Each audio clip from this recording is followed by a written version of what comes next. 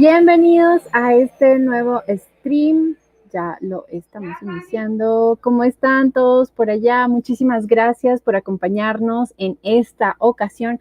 Tenemos dos invitadas espectaculares. Oficialmente eran tres, pero debido al cambio de horario, Cristina no pudo acompañarnos en este momento. La vamos a introducir aunque no esté porque es una mujer increíble y me parece importante que dejemos evidencia de la comunidad que está detrás de Cristina.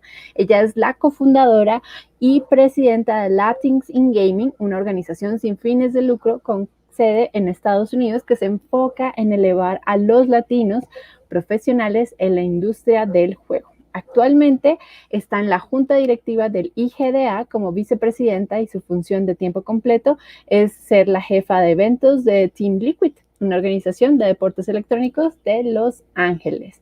Pero tenemos dos mujeres increíbles que nos acompañan hoy. ¿Tú qué opinas, Di, del panel que tendremos hoy? Súper genial. Quería recalcar que así como Cristina, que no nos pudo acompañar hoy, pues ayer tuvimos a esta Elaine, que también forma parte del comité de Latinos in Gaming. Igual ellos están haciendo este esfuerzo por crear comunidad y conectar a todos los latinos que están trabajando en Estados Unidos y en América Latina. Entonces también para que hagan conexiones de qué tanta gente está fortaleciendo las comunidades. Y justo que la plática de hoy está enfocada a comunidades, Sandra que está desde Colombia, yo que estoy acá desde México, y que la comunidad no es una sola persona, sino son todas las personas que conforman a la comunidad. Entonces, queremos que vean que este esfuerzo no solamente es de los países de Latinoamérica, sino es un esfuerzo a nivel global, y que todos queremos que esta industria se fortalezca y que crezca de la manera más saludable y que haya mejores oportunidades para todo el mundo quienes estamos dentro de la industria. Entonces, pues yo estoy muy emocionada de poder tener este espacio con estas dos grandes mujeres, porque son grandes mujeres que están haciendo mucho y la están haciendo súper bien en sus países, y no solo a nivel local, sino a nivel internacional. El panel de ahorita es en inglés, entonces preparen sus orejas.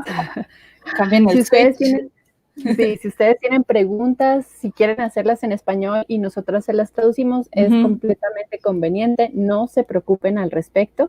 Entonces, empecemos a presentar a nuestras invitadas.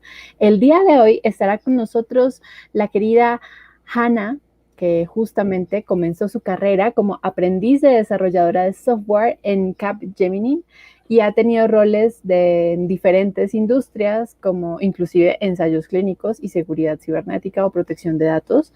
Desde que se unió a Unity en 2019, descubrió una verdadera pasión por la calidad y por brindar a los usuarios la mejor experiencia posible, lo que la llevó a tener un rol como el rol en inglés es RQM.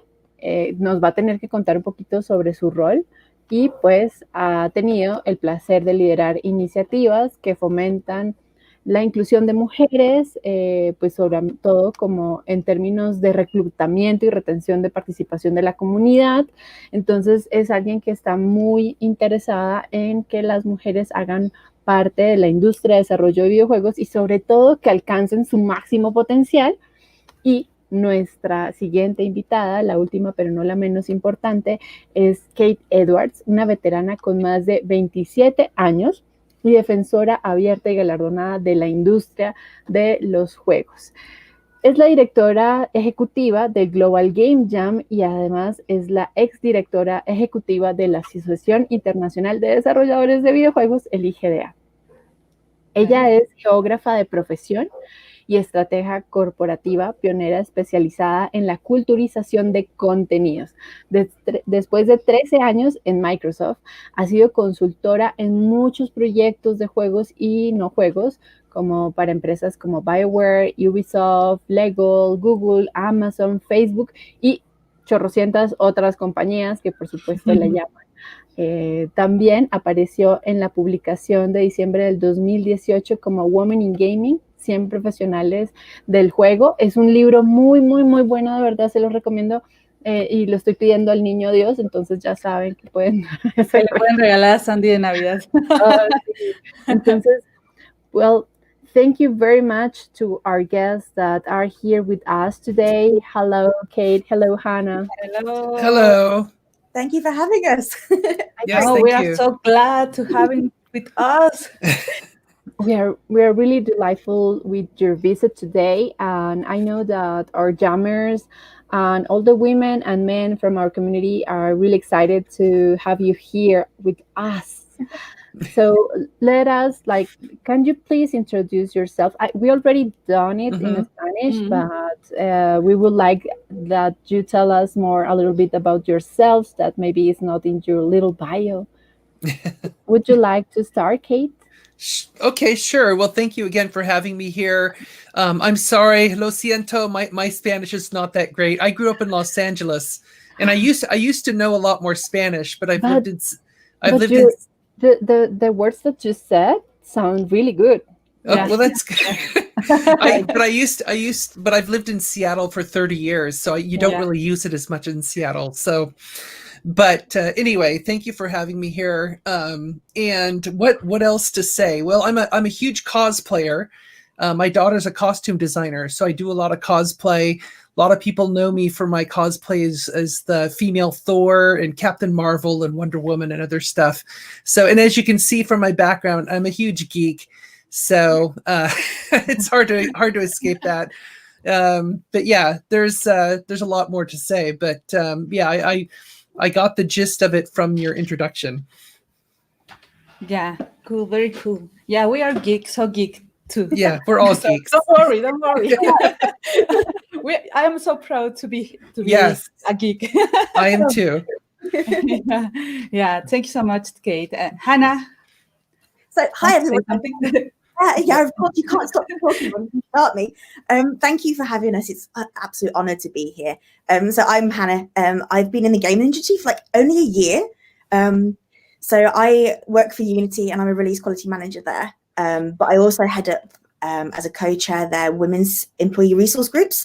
So diversity, inclusion, and equability, and all of those good things are one of my passions. And that's exactly why I'm here to talk to you guys today. I don't know more to say. No, don't worry. We introduced it early, but let me add Sandy to the stream. Hello. You're come back. Well. So we're in this panel to talk about a little bit about community building and what we can do in our local communities to get involved, of course, in the international communities to support our game dev community, and of course to include more women in the video game industry. Well, where to start? That's a big topic. Yeah, I know. Of course, being you part of the video game communities, I know that you have a lot of knowledge and seeing women in the video game industry and how women usually get involved in your countries and of course in your usual works. Both of you are talented in your own professional skills, maybe you have this kind of intel that we don't have because I'm a journalist and Diana is part of art and that's well. I have my own company. I have my own company, the video game company, so I do a lot of things. Oh yeah. Well, I think one of the things that I would say right away, just as some advice, and this is more from a personal level, not necessarily professional, but it affects your professional life, and that is about finding that confidence and feeling like you belong. We all deal with imposter syndrome at some point, and by we I mean every human being, like men and women. We all deal with this. Women tend to deal with it. Some people think it's more of a women's issue, but I think that's just because we talk about it and men don't. We're willing to talk about, feeling like we don't have confidence and expressing that to our friends and our colleagues. I am an introvert. and I can fake being an extrovert really, really well. And I love public speaking, and I love doing a lot of that. But way back when I was first starting my career, I was super, super shy, like really shy. And so various events during my career helped me kind of break out of that. But, what I'm trying to say is don't let your feeling of introversion, because I know there's a lot of us in this industry who feel introverted because we're creator types, and creator types tend to just want to focus on what they love to do in the creation part, which is great. But you get better at the creation part by talking with others who do what you do and by interacting with them in a community. And so you really have to strive and force yourself to break out of that. And even if it's just starting to talk with one or two other people to begin with, but then, as you find out that, wow, we have a lot to talk about and they've got a lot to teach me and I have a lot I can teach them. And the more you get into that collaboration with your community, whether it's local, or whether it's, within your country, or whether it's, around the world, thankfully the pandemic, well, there's nothing thankful about the pandemic, but I mean, what it has reinforced for us that we can stay connected internationally despite having problems like the pandemic. And I think you should take advantage of that. So the more you push yourself to connect with people and try to not be shy, it's really, really going to help you in all kinds of other ways. Yeah, I completely agree with that. Like, that's one of the things that I've learned this year is step outside of that comfort zone. Like, you're a minority and you're unique because of that. Like, you can't, no one else can bring to the table like what you're going to bring to the table, and you need to remind yourself of that constantly. Like, you're fantastic, you're skilled, and just own it. Like, put yourself out there. Connect with everyone you can. Put yourself into all of the groups. Reach out to people, and always remember that if they don't reach back out, it's not your fault, but at least you've had the confidence to go and do that. Yeah, you just have to just push yourself. It sounds easy, but it's not. No, it's not. No, honestly, it's not. How to start? How can we push them to do that? Well, I think part of it, that's part of the importance of being part of a community, is that you push each other. You kind of help each other out. And, like, for example, if you're starting out as an artist and you're kind of shy about showing your work, you show it to some people around you. Well, those people around you can help by kind of helping to, show your work to other people, and you can also help them, because depending on what they do, you can show their work to other people. And, it kind of, there is a certain kind of force to it where you're pushing somebody, you're really trying to push somebody into the spotlight. And that has to happen at some point, because I know too many people who their work is phenomenal. It's amazing skills. And yet so few people see what they can do because they're not willing.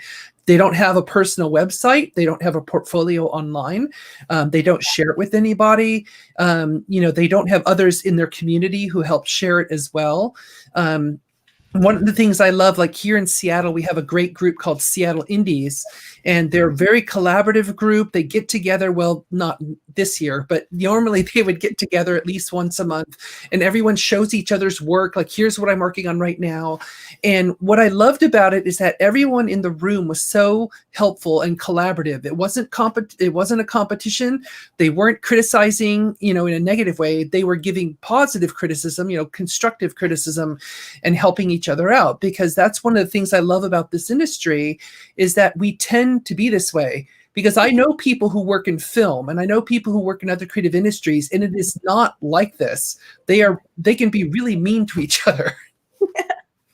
Yeah, of course they can. I guess it's finding that support group and like that safe space, and being able to reach out to like-minded women that that will support you 100% in what you're doing. You might not find that straight away, but just keep trying and reaching out to those networks, and you will find people that will support you 100%. Like, get yourself a mentor. Yes. That can really, really help. I never even considered it until this year, but a mentor has connections and networks and things that they can put you out to and reach out to, and then know someone, which gives you extra level of support as well. So you're not alone. Yeah, that's a perfect point. I just want to support that point, that finding a mentor, in my view, is probably one of the most important things you can do. And part of the problem is, how do you find a mentor? Who's the right person to be a mentor? Well, oftentimes that's somebody's work that you admire. And it could be somebody in your classroom. It could be somebody in your community.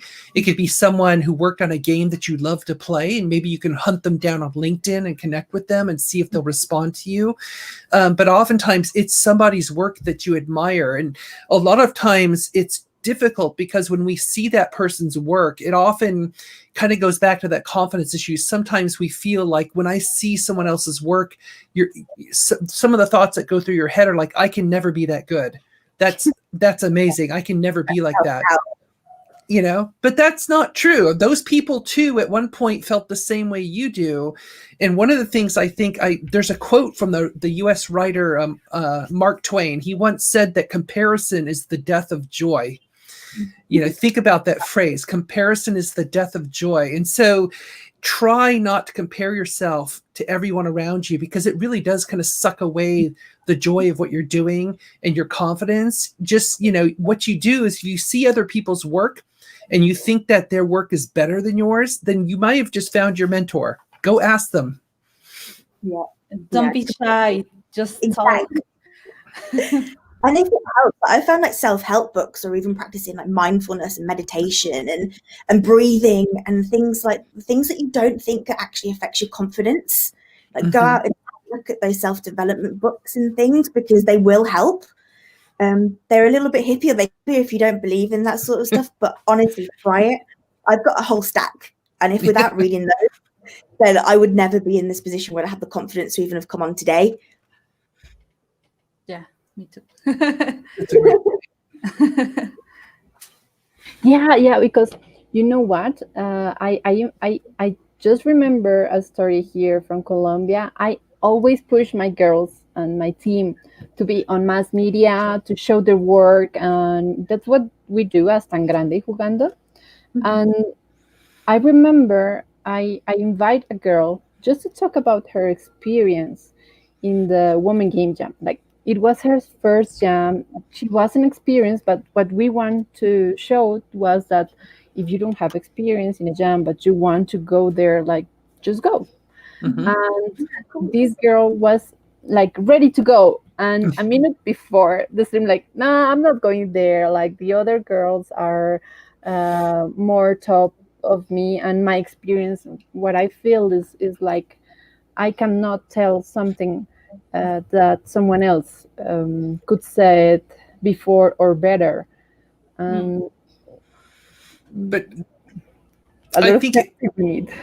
Yeah, well, I think that happens with a lot of experiences when we're doing it for the first time, or we're thinking about doing it. There's that fear, and the fear is based on oftentimes it's based on failure, or it's based on looking like a fool, doing something that you feel foolish about. But almost 100% of the time, when I've talked with people who've done like their first game jam, or worked on their first game, or did their first, they did their first public talk at a game industry event or something like that, they come out of that often feeling like, wow, I cannot believe I did that. I feel so great about myself. It's this huge boost of confidence, because the only block to doing it is yourself. It's nobody else. It's this right here that stops us from doing this.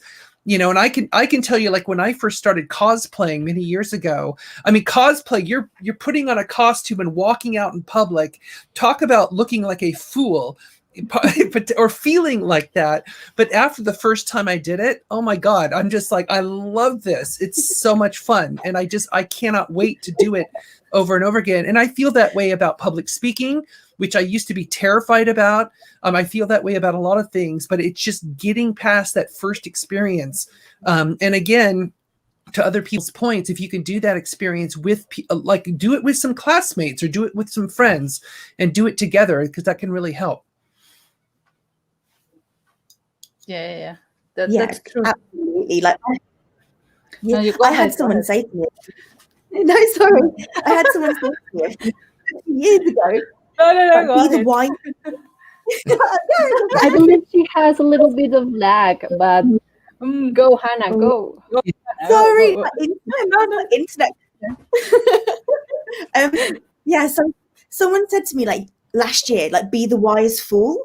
And that means sort of like, you know, you can be really careful, but ask those silly questions. Put yourself in situations where you feel really silly. But that makes you really wise, because if you haven't put yourself in those situations, you haven't asked those questions, even in like a team environment where, you know, you're asking something silly about something that you should probably know, ask it anyway, because if you don't ask that question, you haven't got that knowledge. Or if you haven't, like, the experiences, you haven't got those experiences behind you, just grab it and just go for it. Like, the worst thing is when you can tell you no, or you can, you know, be slightly embarrassed for a little bit. Yeah, it's worth it. There's no such thing as a stupid question ever. Nope, ever. Which is the phrase you say, Sandy, in Spanish? Which one of all of those? Algo así como, no hay preguntas tontas. Sino tontas que no preguntan.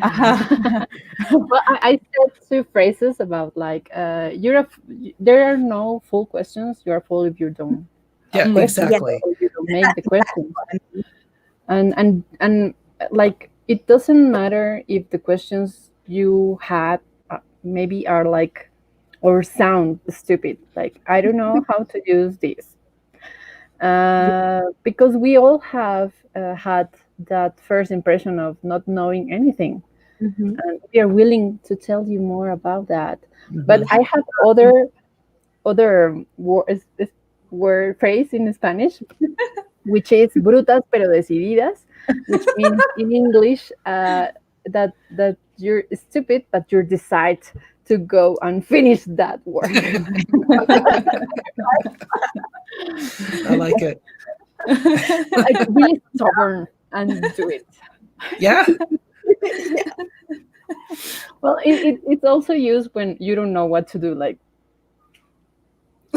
maybe this is not working, but we're decided to finish. But I will finish. Yeah, it's almost like saying doing something stupid is better than doing nothing at all. Yeah, I love that. That's a great way to sum it up. But yeah, it's true. I mean, you need to be moving in a direction, and you know, that's another thing that I often encounter, because I mentor a lot of people in the game industry, a lot of students, a lot of people starting out, and one of the things, a lot of times their lack of confidence or their fear in doing the activity stops them from actually doing it. You know, because when I meet somebody and says, well, I want to be a game artist, or I want to be a game writer, or I want to be a programmer, and my first question to them often is, so what are you working on right now? And they're like, well, I'm just a student. I'm like, that doesn't matter. It doesn't matter if you're just a student. Besides, you're never just a student, because you're actually the future of the entire game industry. So keep that in mind. But, you know, the reality is, with anyone who's in creative media, whether it's games or film or television or writing or whatever, we are creative people. So we do that activity like all the time. So game creators create games, you know, and or play them. Well, I should say and play them, not and or. You know, I often hear people say, well, I'm really good at FIFA, so I should be a good game developer. I'm like, they have nothing to do with each other. Just because you can play a game well doesn't mean you can make a good game. But the point being is that you should be doing the activity. You should feel that passion and desire to be creating like all the time, even if it's on a personal project. And if you don't feel that it's there, then you may need to like reevaluate what you really want to do. Yeah, I think that's great advice. Like trial and error, I found in my career personally has really helped me, just to find out, like, you know, I fancy doing that bit of project management or something, and decided, no, actually, that doesn't suit me whatsoever. Like, it doesn't matter if it doesn't suit you and you have to move on to something else. You're moving forward and you've realized that actually, no, that isn't for me. And that's okay. Yeah, to Hector's point there. Yeah, I have said that before. Don't tell me, show me. You know, don't tell me about making a game. Show me the game you're actually making. And I love his final phrase, like, sanitize hugs for all of you. And sanitize hugs for all of you. Like, yeah, I'm hugging you here. Like, of course, like, dream big. always you need to dream big. Like all of our ideas and her ideas. I yeah, like Yeah. her For ideas. me, it's no. Yeah, it's so weird. Our ideas or her ideas were small, and oh no, I would say like we're bigger and start small. Mhm. Like dream big, but keep Yes. on simple. Do it. Show up. Dream it, you can do it. Like, if you can envisage it in your mind, then what's stopping you achieving that? Like, I'm a big fan of like the law of attraction. Mm. Positive thinking, you can achieve anything that your mind is working up. If you can see it, go for it. Yep, You exactly. have to work out how to get there. Yeah, and make sure that you scope it correctly. So, one of the biggest mistakes I see with early game developers, well, I see a lot of experienced game developers make this mistake too, is that when they have a game idea, it's too big. The idea is too big. So take a piece of the idea and see if you can make that piece, just that little piece, even if it's one little part of a level, but make that first and see if you can do that well. And then you could build on that and build and build and build. Because I've seen so many game projects fail because, I once met a 2-person indie team and they said they're going to make an MMORPG, a 2-person team. I'm like, that's not happening. I'm sorry. And they said they were going to make their own game engine in order to create their MMO. And I'm like, you guys are crazy. There's no way. That's maybe in 10 years. Well, yeah, maybe in 10 years, but yeah, that's not the way to start. No.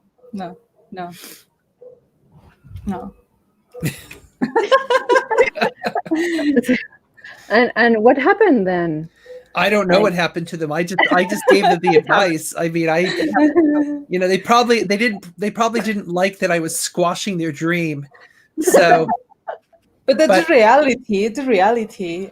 Well, I always tell the people that I mentor, I said, I will always be constructively blunt. So I will be honest with you, always honest with you, but I will be constructive about it because I'm not trying to tear you down. I'm not going to insult you, but I am going to be blunt about what I think you're doing, what direction you're going in or what you might need to do instead. I think that's super important, that honesty. Like, you can set yourself up for failure if you're striding too far ahead. That's like a big fan of like baby steps. Do things incrementally, a little bit at a time, build your confidence with it, and then you can get to the bigger picture once you finally like you're really, really confident in what you're doing.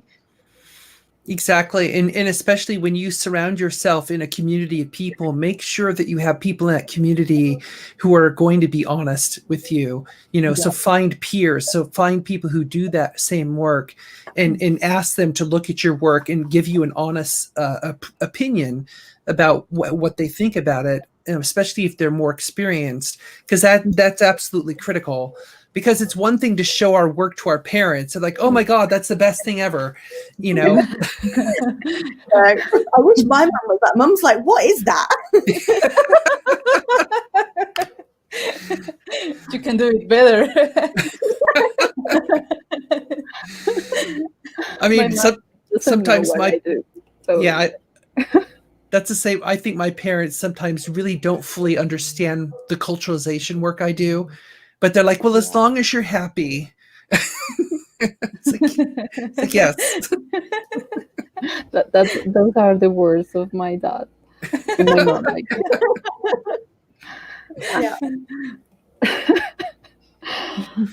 So here, Jenny Briseño, would you like to add fail fast? Your first game will suck. That's gonna happen. Don't drag them up for years and finish them fast. Yes. They will be the base in which you can start building up knowledge and seeing where you need to improve. And here is other about also one of our mentors in the jam, Silvia Ulloque. Sylvie is there. Nobody starts as an expert. Calculated risks and fail fast, learn fast. Absolutely. So true though, isn't it? Because I think we always think that person has been amazing forever, and everyone has to start somewhere, but you just have to take that leap of faith into the unknown and just be like, okay, if it's going to be rubbish, it'll be fine. I'll work on it. Oh, this is so exciting. One thing I want to mention too, because I think it's one of the points I think we were wanting to also address was about people who, if you don't feel you have core creative skills, like you're not a writer, you're not an artist, you don't like programming. I don't like programming either. I tried. If maybe game design is interesting to you, maybe you don't, that's not it, but maybe you have other skills do you think that would be useful for the game industry. Well, I can tell you, as somebody who's a geographer, I'm a geographer, I have no reason to be in the game industry. But if I can find a place, I've been able to find a place for myself for over 27 years in this industry. Anybody can find a way. Anybody can find their place. So I know more and more people in this industry, they're psychologists. So like a lot of psychology people work on user research because we need to understand how the gamer's brain works and understand how they play games. I know sociologists who work in the community management space because they need to understand how, people in groups work together. I know people who are astronomers. I've known ethnomusicologists who are experts on all kinds of world music. Historians working in the game industry. So I know people who used to be doctors. Of course, the founders of BioWare, both of them were doctors. Medical doctors. So there's all kinds of backgrounds that can find a place in this industry. So don't feel like you have to program or you have to do art or whatever. If you have those skills, it helps, because obviously if you're like part of a game jam, you're not like, nobody does culturalization work at a game jam. Nobody cares. They're trying to get the game done in 48 hours. So nobody cares about what I do during a game jam. But it helps to understand what other people do. So you should try these other things. If you have some art, like I came from an artistic background, that's my main background from many years ago. But I've tried programming. I do a lot of writing. There's a lot of other stuff I've tried, but it's helped me understand. I know what my strengths are, and that's really what you need to discover. Yeah, you need to find a way to connect these two things in the industry. Yeah, no, that's such an important point. Like even within Unity, we have like design and construction engineers looking at all of our offices. We have like workplace experience ambassadors where they do all of like the reception and all of the organizing all of the events, event planning, our HR ops. There's so many non-technical things you can do. If you want to go technical, absolutely fantastic. We need more people in STEM industries, but there's so many other jobs in those places and those workspaces that need people. And if you can find a way into that and something that suits you, even if you've been in hospitality or event management, there's always a place for you, especially like within Unity, that we have all of those sorts of people. Like, don't be disheartened.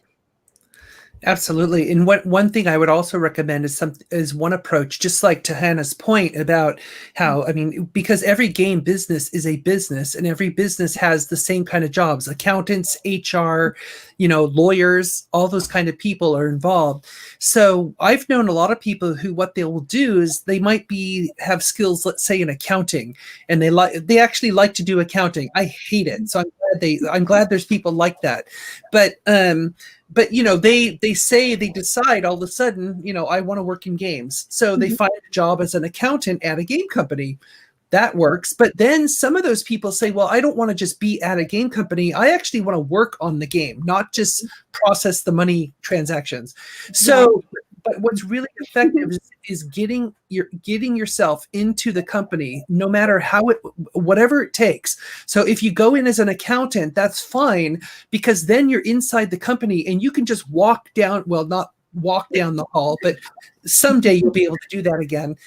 You can actually go talk to the game designers or talk to the writers, whoever, and get to know them and get to learn about their job. And if you feel you have a certain skill set, like maybe you do feel that you could be a good writer, well, then you can talk to these people, and it's far easier to move within a company than it is to as an accountant to apply for the writing job outside the company, because you're probably not going to get it. Yeah, that's such a brilliant point. Once you get the foot in the door, there's so many opportunities within a company to step aside and like really expand what you're doing and your skill sets, because no one's going to tell you no. Yeah. If anything, then you can ask for forgiveness if you go and step aside and go and shadow someone or go and learn off someone, and you might have like let your work slip or something. All you can do is ask for forgiveness. No one's ever going to tell you no. Yeah, that's true. And if they do, then yeah, they're not the right place. Yeah, exactly. Yeah, like I go to other places, but mostly the ones that say no is us. Yes. Yes, Us. exactly. Yeah. I am not good enough. I don't know how to, so I shouldn't start. And that's so hard. How we convince these people to start making the first step? Because we in our local communities we have a lot of programmers, people that make art, animation, make music, but we're still having this lack of professionals that are from other specialties. Well, because maybe this is an ONU Mujeres game jam, and woman from the United Nations jam. It's like different. We have a lot of psychologists, and we are having also a lot of lawyers here, and people that usually they work for the, I don't know, maybe they're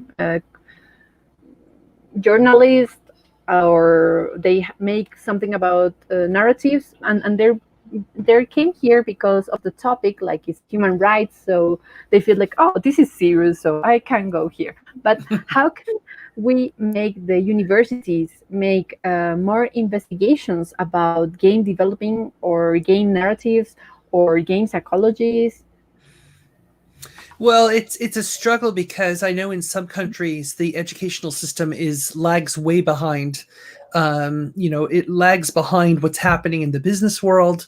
And this is a universal problem. It happens here in the US, it happens across Latin America, it happens in Europe and in many other places. So this is a bigger problem where the educational system tends to move a lot slower than the quote real world. It's why when I left Microsoft after 13 years there, I almost went back into academia, but all I did, I taught a geography course for 1 quarter here at the University of Washington, and that convinced me not to go back to academia because it just, things are slow.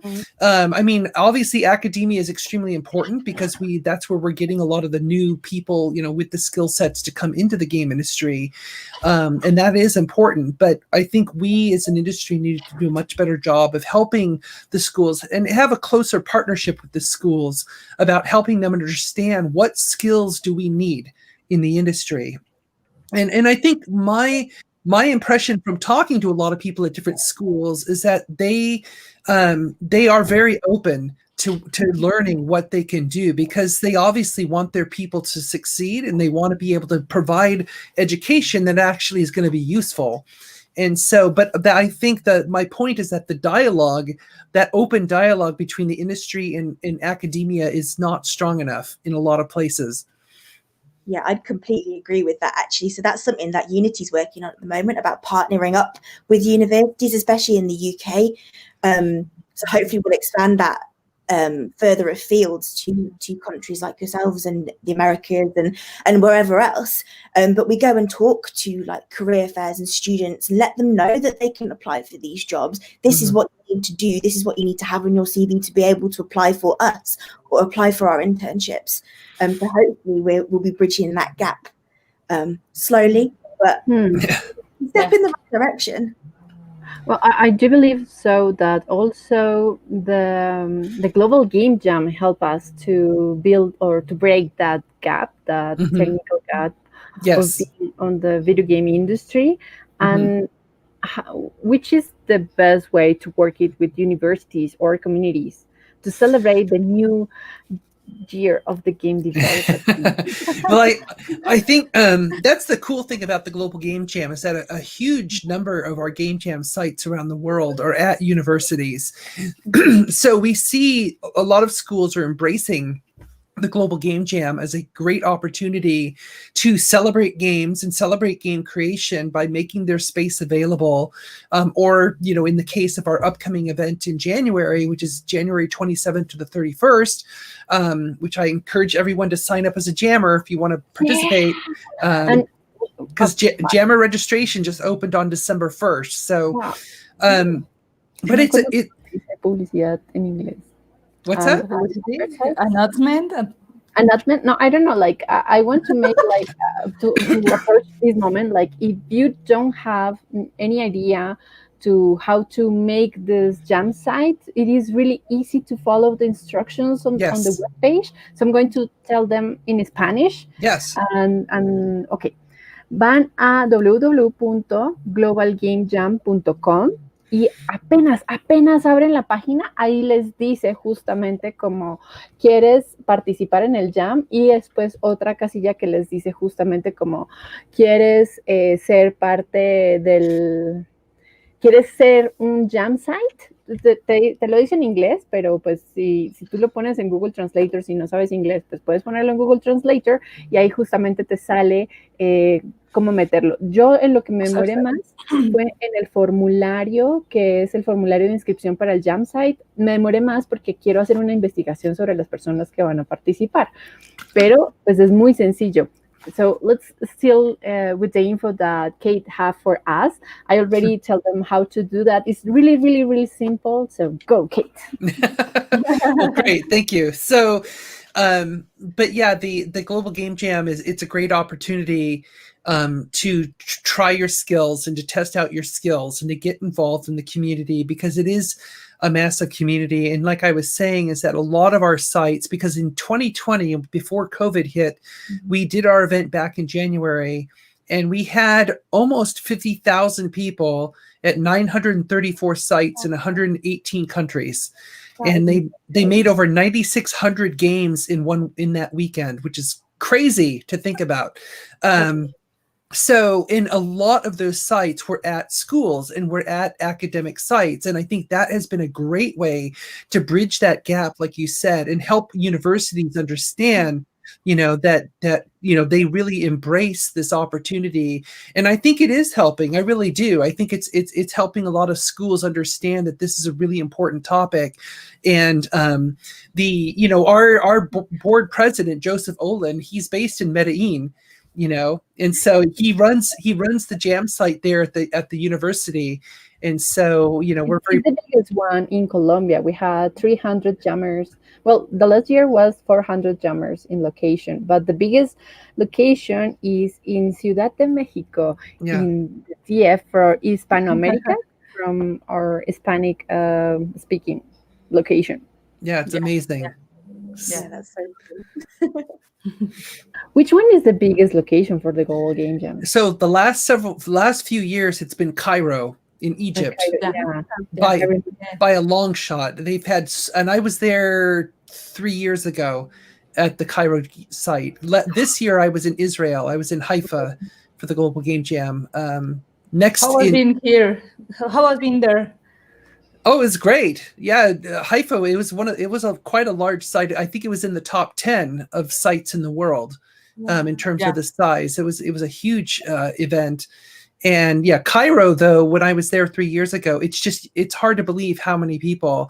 And what was really encouraging to me, I would say at least 25% of the jammers, which was I think 3,000 people, something like that. But there was a ton of women. There were several all-women teams who were competing. So that was just awesome to see. Cool. That is so cool. We have our jam site this year. I don't know if Diana is like between making one or being part of one, because this year she was an ambassador at Ciudad de Mexico. At the 72. It was. Yeah, I'm on the other side, Diana.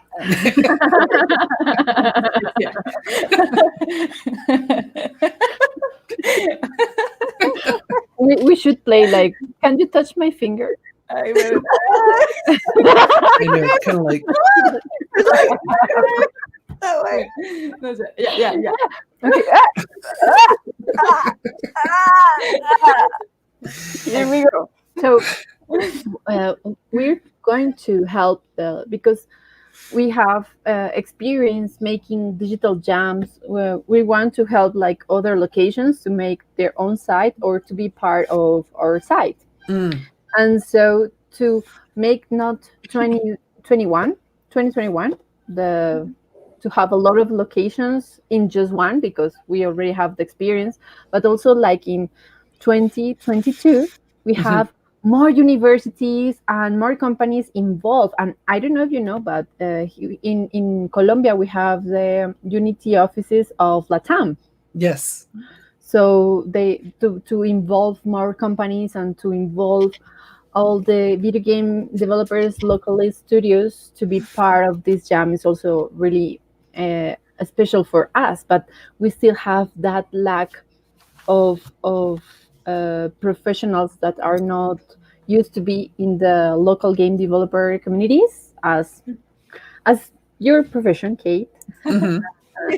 But we've seen a big amount of women participating in these jams because of these efforts that and other organizations' efforts to involve them in technology and video games. So let's see if this digital jam we're going to grow more. That's exciting. Yeah, that's very cool. Yeah, Hannah, I mean, we know a lot of people in our community are a bit disappointed that it's going to be online, but we kind of have to. You can't avoid that this coming month. But hopefully in 2022 it can be live again. We'll see. But I do think that as the last several months have shown us, is that they're doing virtual events. It's not quite as fun as being in person, but they can still be really successful, and they can really help a lot of people. Because like when we did, we have an event for younger people called GGJ Next, which we did back in July, and that was able to reach a lot of people who normally would have to go to the city. So we had reports from several countries where they had people from rural areas who normally would never participate in the game jam, so they were able to participate. So that was really cool. That's very encouraging. Oh, well, the Women Game Jam that we make this edition this year, we increased the number of women participating in the jam. So the last year, how many were in Mexico? In Mexico, we have 200 inscription, but only 200 participants. Wow. Jammers. In That's Colombia, great. we had 100 jammers attending to the event, in an event of 800 jammers of 8 countries. But 8 countries make the invite, but 13 countries appear. Wow. We have women from all over the world, from Japan, from UK, and some other places. That's awesome. That's Yeah. amazing. Hannah, what's your daily day? We're really curious of someone that is working in a company involving these topics of inclusion in the company.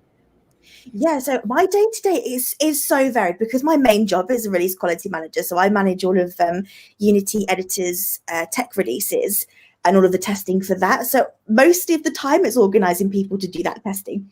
But when it comes to diversity and inclusion stuff, we have a whole strategy for our 2020 and 2021, where we have recruitment and retention events, and we speak to all of the recruiters and HR about getting that wording modified to appeal to women more often. We have community engagement events, which I'm working on for next year, where I've spoken to Sandy actually about maybe collabing with her.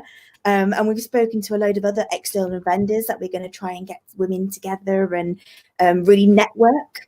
And we also have a professional development stuff that I have to set up, mentorship within Unity, internal, external stuff, COVID resilience plans to be able to go and set yourself up in self-care, support for working mothers as well, because I know that's something that a lot of people have struggled with during COVID. We're going to put a load of stuff in for that. Cool. It's lots of event planning and strategy, and just really thinking about what we can do internally to make sure that our women are supported and have a safe space to go to. Yeah, it's very varied. They keep me busy. A bit. Oh, thank you to speak to us. And because, you see, here in Colombia, it's almost 5 p.m. For Kate, it must be almost 2 p.m. In Mexico, it's 3. In your time, Hannah, it's midnight. Not quite. It's just gone 10 to 10 in the evening. Oh. It's not too late. It's party time. Yeah, you're here for the party, girl. It's party. Yeah. I'm going to go and get a glass of wine after this. That's the attitude.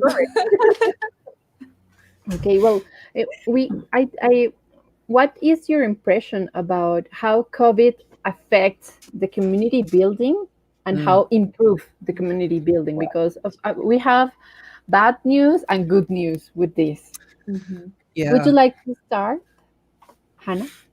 Yeah. So for us internally within Unity, it's been really brilliant because it's meant that everyone's had to reach out. I've done a lot of like internal like conversations of like getting to know people, like silly questions, like a daily thread, what's your favorite food? Like really silly stuff, but it really makes people feel safe. It's just given the people the opportunity to reach out to people that they wouldn't normally work with. But I guess on the other side of that, I haven't seen anyone in an office or anyone from my office or spoken to like the doc team or the graphics or anyone like that. So it's been quite detrimental for those relationships. The relationships in like the women's community, it's really strengthened our relationship, especially like internationally and between like offices and countries and things, which we weren't seeing before. Because people are reaching out for those extra connections and extra conversations with new people. Yeah, I think from my perspective, it's been, like you said, it's been positive and negative. I mean, the negative part I think is pretty obvious. Like Hannah mentioned, the lack of being able to see each other in person. I mean, because human beings, we are community people. We like, even introverts like to have interaction with people every once in a while. And so, it's been really tough. I think, there's one of the reasons why I'm on the board of TakeThis.org, which deals with mental health in the game industry. And I'm also supporting Safe in Our World, which is the UK-based mental health charity for the game industry. And I mean, because this is a really important topic. And I think one of the things that the last several months have really emphasized is that taking care of your own mental health has to be a priority. And it also has to be a priority among your team members, whether it's your game team, your work team, whoever it is. I think so. Part of it is, I think this whole experience has required us to be extra diligent about checking in with people, because it's really hard to know exactly how people are doing because we don't see them in person. We can't read their body language as much. I mean, like, you have no idea the mess that's behind me if I pull up my green screen, so. Well, this is not exactly clean either, but so, but it's just, we don't get those same human signals and interaction that we do when we don't have, when we are in a normal office space. And so that's hard. So we have to be that extra diligent, but at the same time, I do think it has given us, the pandemic in general has been a punctuated moment in human history where it has vastly accelerated numerous things. I mean, for example, we all knew the transition to remote work was coming, and we've seen it for the last decade or so. But in the last 10 months, it's basically companies. You see companies now where they're just like, we're not going back to our office ever. This is the way we're going to work. I don't know if that's such a good idea or not. I mean, personally, because I think, I know, especially in game design teams, where they say there's that special magic that happens when you're in a room together, throwing Post-its on the board or doing the whiteboard together, in that energy together. There is something special about that you just don't get with like a Zoom call or some video call. I think we will adapt, because that's what humans are. We can adapt really well to all kinds of things, but I don't think it's ideal. So I think but the benefit of it, though, kind of like we alluded to already, is how much people who are marginalized both in the work environment and also geographically, like they can't afford to live in a big city, they can't afford to be part of a larger company because the cost of living is too high. We have basically opened up a window to where there's all kinds of ways now that we can leverage people with talent who are not like close to the city or close to the workplace. And I think that to me is really exciting. So my hope is that companies are going to evolve and take advantage of that and not just go back to the way things were before. Like a mix. Another thing that we connect with another people from another countries for the easier way. So Yes. for me, this is the best thing that happened in this year. Yeah. Yeah, I agree. we are talk. Yeah. Well, I mean, I totally agree. It's like, here I am sitting on a panel with you, and we are all dispersed, around the world. I mean, this morning I had to get up early to do a panel for the Ukraine. Yesterday I was up early to do a panel for India, and it's just the fact that we can do that is pretty cool. Yeah. And today, you both have intervention here in Mexico, well, for the ONU Mujeres Game Jam, which is for the local community of game developers and women that want to talk about how to end violence. So pretty awesome. So that's the biggest advantage today, that we could afford to have these awesome women here with us. You're included, of course you are. Yeah, I'm really, yeah. I love it. I love it so much. Well, for our community that it is watching us now, we're going to make a little bit of a party, of video game developers party in the Discord, to make our girls talk a little bit more, because they're really shy in this moment. So we want you to be like working here and being part of what we are connecting and doing here. We had these two awesome women that are working in the video game industry, promoting communities. How can we reach to you? Like maybe your social media or... Yeah, in my case, I'm easy to find. I'm on Twitter as Geogrify. It's GeoGrify. But I'm also on LinkedIn. I'm pretty easy to find on LinkedIn as well. So please feel free to reach out to me. I'm happy to answer questions. It might take me a little time to get back to you because I have a lot of people asking me questions, but I'm happy to help. So please don't be shy, like we said before. Awesome. Yeah, Hannah. Yeah, likewise for me. Like you can find me on pretty much all of my social media as Hannah Jay Rees. Just that. It's really simple.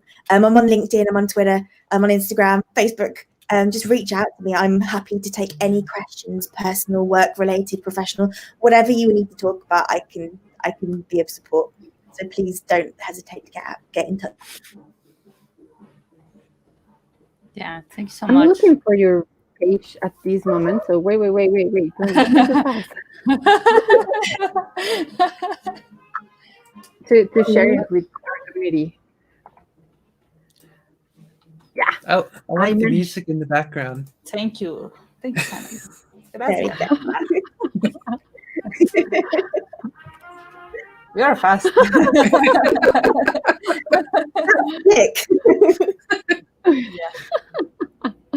Oh, here we have a friend of us that is telling, like, she would have an event, Pixelarium, that is a boot camp for teenage girls who likes video games. Do you have any tip for them? I think with that age group, it's kind of like the GGJ Next event we did in July. With that age group, just encourage them. I think you have to do a little more extra work to kind of get them to actually, try it out. I don't know what tools you're going to be using, whether it's Unity or something else, to introduce them to game development. But just, I think you have to be in that age group. You need to be extra encouraging and really try and push them to try it. We know that in the kind of the pipeline of getting, women talent into the game industry, that age group, the teenage age group, is often where we see that interest go away because of peer pressure and because people are like, I don't want to be seen as a geek. It's like, well, geeks are awesome. We are the ones with the power in this world. And so, so I would encourage them, just kind of make sure that they're being engaged and push them a little bit, you know, and you might need to do, I know in some game jams that have used, worked with that age group, is that they've often tried all kinds of different tools like Twine and other things, because not everyone wants to dive into something like Unity or especially Unreal or anything like that.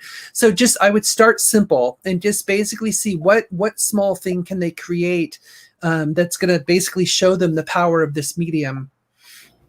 And also, like, maybe board games? Yes, absolutely. Yeah. Analog games, board games are games just as much as video games. It's all game design. So board games are totally a great way to try too. Oh, I love it.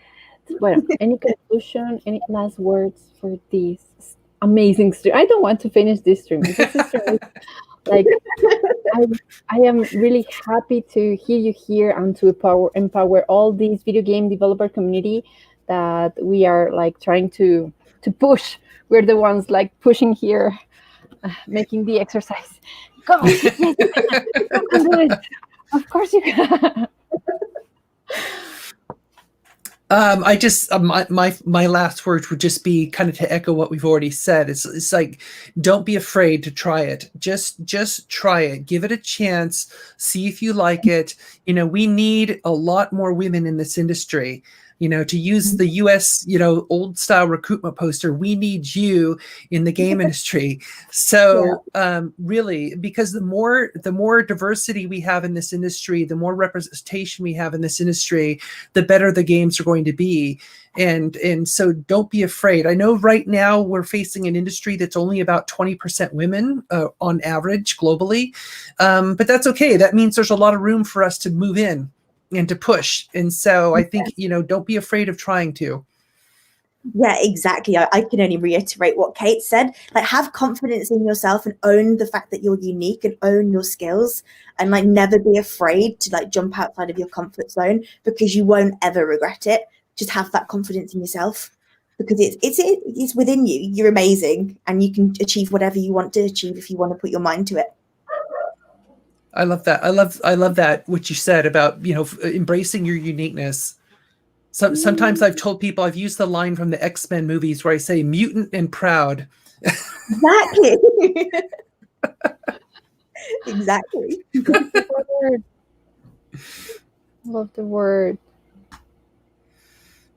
Okay, so everyone, we're going into a party on the Discord. So I'm going to speak a little bit in Spanish. Okay, let's go, Diana. Discord. Permíteme un segundo. Entonces, gente querida, recuerden que tenemos un canal para comunicarse. Es un canal donde ustedes están hablando con mentores y mentoras de Latinoamérica, gente que es entusiasta de la industria y que además, sobre todo, son profesionales de la industria de desarrollo de videojuegos, ya trabajan en empresas y compañías, y pues queremos apoyar a nuestra comunidad. Estamos con los brazos abiertos para apoyarles en estas ideas. No todo tiene que ser videojuegos. Ya como vieron, Kate nos mostraba un ejemplo que era los juegos de mesa, los juegos que son análogos, todo eso son juegos, ¿no? O sea, los videojuegos también son juegos. Dice juegos en la palabra, por si acaso no lo habían notado. Entonces, anímense, vamos a ser parte justamente aquí en este Discord. Tenemos a nuestra querida Diana Kodashi, que nos lo va a mostrar inmediatamente. Ya. Entonces, están las reglas del jam. O sea, las reglas dice como pásala bien, disfrútala, respeta a todos y pues sigamos construyendo. Sigue el tema del jam. Después vas a encontrar justamente la pestaña de anuncios. En los anuncios el mismo bot te dice cuándo estamos en transmisión, como en este momento. En roles vas a poder encontrar justamente tus roles profesionales. Solamente tienes que reaccionar. Mira que a Diana se le ven algunas casillas un poquito más azules. Entonces, cuando ella le da clic ahí, ahora tiene el rol de Game Design. Y cuando tú vas al siguiente, que es Conoce tus mentores, vas a poder conversar y vas a poder ver los perfiles de los mentores que están trabajando contigo.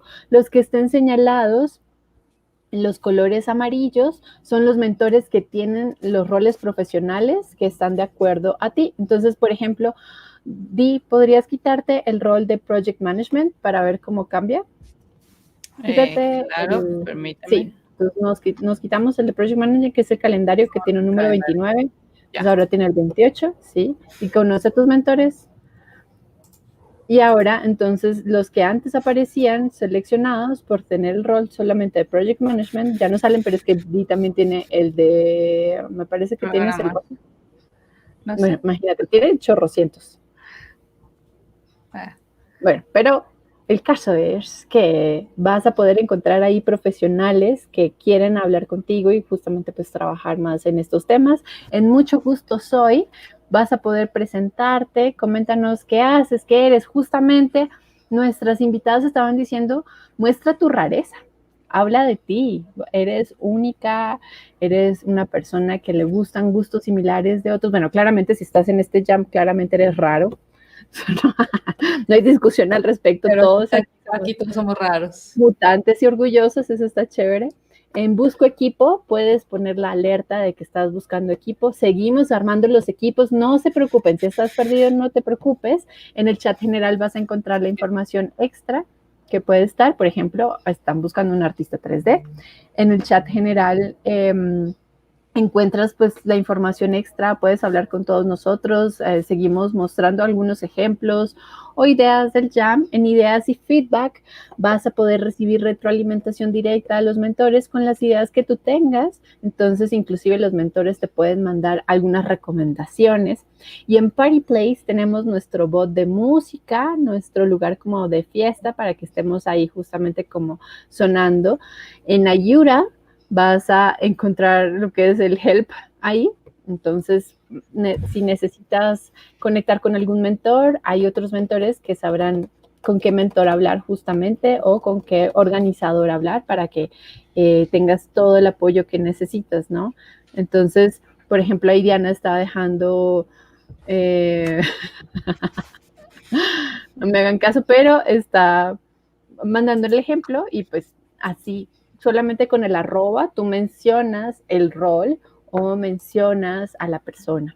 Y en Muestra tus avances todavía no tenemos nada porque apenas acaba de empezar el jam, pero ya próximamente estará pues lleno de cositas de lo que nos estarán chicaneando nuestras desarrolladoras. Y en mascotas, pues claramente, como su nombre lo dice, son mascotas. Pero ya Diana entró al canal de audio en el Hangout. Entonces ella está buscando equipo. Yo entro también al canal, no huyas, al canal de Hangout para poder tener una conversación con ella.